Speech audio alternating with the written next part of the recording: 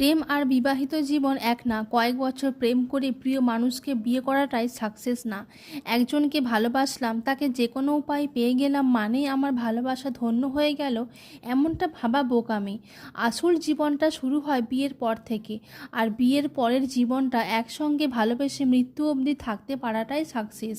5 বছর প্রেমের পর বিয়ে করে তৃপ্তির ঢেকুর তুলে নিজেকে সাকসেস ভাবা বহু লোকের সম্পর্ক 5 মাস পরেই ভেঙে যেতে দেখেছি। সারাদিন ফোনে কথা বলে, মেসেজ দিয়ে, সপ্তাহে একদিন দেখা করে একটা গিভ অ্যান্ড টেক সম্পর্ক যে কেউ এগিয়ে নিয়ে যেতে পারে, কিন্তু বিয়ের পর দায়িত্ব নিয়ে, যত্ন নিয়ে শেষ অবধি থেকে যাওয়াটাই সবথেকে কঠিন।